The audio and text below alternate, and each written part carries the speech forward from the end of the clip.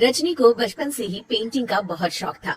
वो हमेशा से ही पेंटर बनना चाहती थी, पर उसकी माँ और पिताजी ने उसको कभी भी इस चीज के लिए सपोर्ट नहीं किया और उसकी शादी नीरव से हो गई।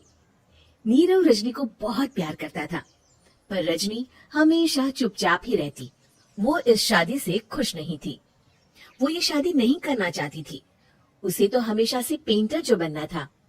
अपने इस सपने को वो नहीं पूरा कर पाई, इसलिए वो हमेशा उदास रहती थी। रजनी, बहुत ही बढ़िया फिल्म लगी है, कल देखने चले? नहीं जी, कल मुझे बहुत काम है, मैं नहीं जा पाऊंगी। अच्छा तो कोई बात नहीं, संडे को चलते हैं।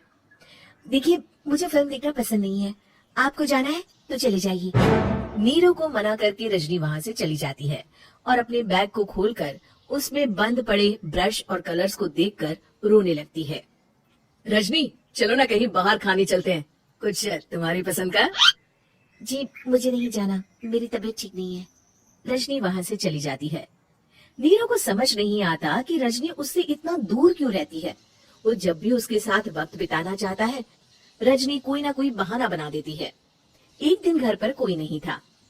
रजनी घर का सारा काम जल्दी से खत्म कर लेती है। घर पर अकेले होने के कारण वो सोचती है कि वो आज पेंटिंग करेगी। वो अपने कमरे में जाकर पेंट ब्रशेस और कलर्स निकालकर जैसे ही कलर मिक्स कर रही होती है कि दरवाजे पर बेल बज जाती है। अब कौन आ गया इस वक्त? इतनी मुश्किल से तो मुझे पेंट करने का मौका मिला है। रजनी दरवाजा खोलती है तो उसकी सास अपनी सहेलियों के साथ खड़ी होती है और सब घर के अंदर आ जाते हैं। अरे बहू, सबको शरबत बनाकर पिला दे, बाहर तो बड़ी गर्मी है। उफ। जी। रजनी पेंट ना कर पाने से उदास हो जाती है। उसे गुस्सा भी आ रहा होता है कि उसने इस शादी के लिए हाँ क्यों कह दी। वो रसोई में जा रही होती है कि उसकी सास उसे रोकती है। बहू, सबके खाने का भी इंतजाम कर लेना, आज का लंच तो ये सब यही करेगी। हाँ।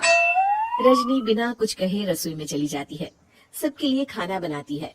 सब खाना खाते हैं और रजनी घड़ी देखती है कि ये सब कब जाएंगे ताकि वो अपनी पेंटिंग कर सके। जब शाम होती है तब सब चले जाते हैं अपने घर। अरे बहू, सब तेरे खाने की तो बहुत तारीफ कर रहे थे, सबको बहुत अच्छा लगा खाना। आपको मुझे सुबह बताना चाहिए था ना कि आपकी सहेलियां आ रही हैं। पता भी है कितना वक्त लगा सारा खाना बनाने में। अरे बहू, तू ऐसे कैसे बात कर रही है मुझसे? तो और कैसे बात करूं? मैं इस घर की कोई नौकरानी नहीं हूँ कि इतना काम करूंगी। रजनी अपने कमरे में जाकर दरवाजा बंद कर लेती है।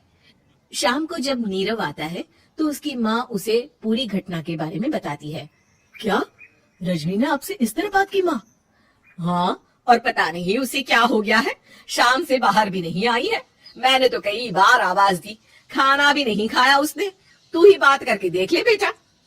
नीरव अपने कमरे का दरवाजा खटखटाता है। रजनी, दरवाजा खोलो, मैं हूँ। रजनी दरवाजा खोलती है और फिर वापस जाकर अपने बिस्तर पर लेट जाती है। रजनी, माँ से बात करने का ये क्या तरीका है? मैंने कोई गलत बात नहीं की है। अरे तुम क्यों ऐसे बर्ताव कर रही हो सबके साथ? क्या तुम इस शादी से खुश नहीं हो? रजनी कुछ नहीं बोलती। अरे बताओ मुझे रजनी, क्या ये शादी तुम्हारी मर्जी के खिलाफ हुई है? हाँ, मैं ये शादी कभी नहीं करना चाहती थी। तुमसे क्या, मैं किसी से भी शादी नहीं करना चाहती थी। रजनी रोने लगती है। चुप हो जाओ रजनी, बताओ मुझे, तुम क्यों नहीं करना चाहती थी शादी? रजनी बेड के नीचे से अपने पेंटिंग्स, कलर्स, ब्रश, पेपर्स निकालती है। इतने में उसकी सास भी कमरे में आ जाती है। ये देख रहे हो, ये थे मेरे सपने। मैं पेंटर बनना चाहती थी, पर माँ पापा ने कभी सपोर्ट नहीं किया और मेरी शादी करवा दी। मेरे सारे सपने टूट गए। हर वक्त बस गुस्सा आता रहता है मुझे। मैं जानती हूँ कि आप लोगों की इसमें कोई गलती नहीं है, पर मैं क्या करूँ, मुझे समझ में नहीं आता।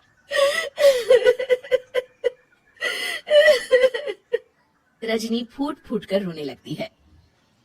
मुझे माफ कर दीजिए, आप दोनों के साथ मैं बहुत बुरा बर्ताव कर रही हूँ। अरे रजनी बेटा, चुप हो जाओ तुम। नीरव पानी लेकर आता है। ये लो पानी पियो और शांत हो जाओ। रजनी पानी पीती है और उसकी सास पेंटिंग्स देख रही होती है। अरे नीरव, हमें तो पता ही नहीं था कि हमारी बहू कलाकार है।